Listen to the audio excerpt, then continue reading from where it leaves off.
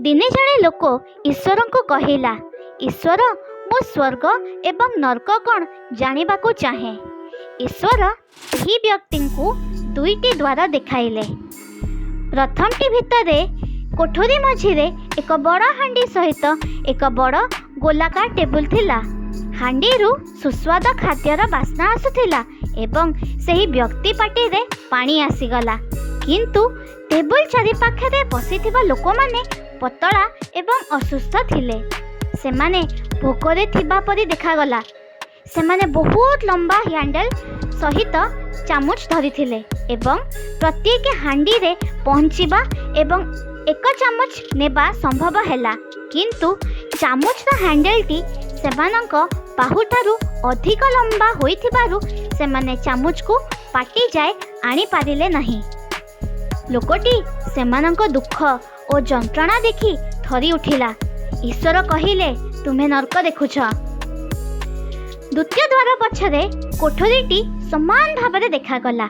सेठारे एक बड़ गोलाकार टेबुल थिला, जेउठिरे एक बड़ हांडी मध्य थिला, जोथेरु सुस्वाद खाद्यर बास्ना आसुथिला एवं सही व्यक्ति पाटी रे पानी आसीगला। लोक मानकर समान लंबा चामच थिला, किंतु सेमाने भल पोषण एवं सुस्थ देखा जाउथिले।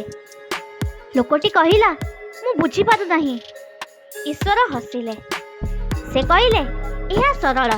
प्रेम केवल गोटे दक्षता आवश्यक करे। एही कोठरीर लोक माने परस्पर पई चिंता कले एवं अन्य को आगे खुआइले। आउ अन्य कोठरी रे जेउ माने थिले से माने लोभी लोक एवं से माने केवल निज विषय रे चिंता करुथिले।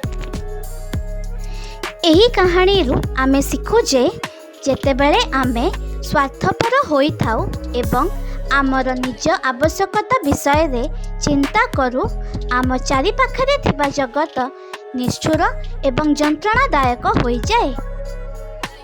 किंतु जेतेबेले आमे अन्य मानक आवश्यकता को प्रथमे प्राधान्य देउ, सेतेबेले एही दुनिया बास करिबा पई एक सुंदर स्थान होई जाए।